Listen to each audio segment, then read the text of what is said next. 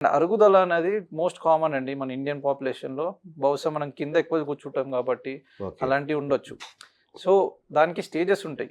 Patient మన దగ్గరకొచ్చినప్పుడు మనం ముట్టుకొని ఎగ్జామిన్ చేస్తే ప్రాపర్‌గా 80%గా మనకు తెలిసిపోతది. ఏ ఓకే. ఏ స్టేజ్‌లో ఉన్నారన్నది. అచ్చా! వాళ్ళ నడకలో గూడా తెలుస్తది మనకి. సో, నేను పేషెంట్ లోపటికొస్తున్నప్పుడే వాళ్ళ నడకను చూసే చెప్పగలుగుతాను. అవునా? ఓకే. సో, అంత ఎక్స్‌పీరియన్స్ అయిపోయింది నాకిప్పుడు. అంతే గదా! సో, వాళ్ళకి ఎక్స్‌రే నించోబెట్టి అంటే వాళ్ళు బరువు పడినప్పుడు వాళ్ళ అరుగుదల ఎంతుందనేది మనకు క్లారిటీ వస్తది. ఓకే. దానికి 4 స్టేజ్‌లుంటాయి. రైట్. 1, 2, 3లో యూజువల్‌గా ట్రీట్మెంట్స్ ఏందంటే లైఫ్ స్టైల్ మోడిఫికేషన్స్ అంటాం. అచ్చా! అంటే వెయిట్ తగ్గడము, ఓకే. లేదంటే కొన్ని మెడిసిన్స్ ఉంటాయి, కొన్ని ఇంజెక్షన్స్ ఉంటాయి. గుజ్జుది, జెల్ అచ్చా! ఇంజెక్షన్స్ అంటాం. ఆహా! ఇలాంటివి ఇస్తుంటాం. స్టేజ్ 4 ఒక్కటే మాత్రం బోన్ ఆన్ బోన్ అంటే పైన బొక్క, కింద బొక్కకి తాకుతుంది అని అర్థం. ఓకే. ఇది తాకుతున్నదంటే కార్టిలేజ్ అంతా పోయింది. పోయింది. పొర్ర అంతా పోయి బోన్ తాకుతుంది కాబట్టి వాళ్ళకి సివియర్ పెయిన్ తప్పదు. అది ఉంటది. హ్మ్.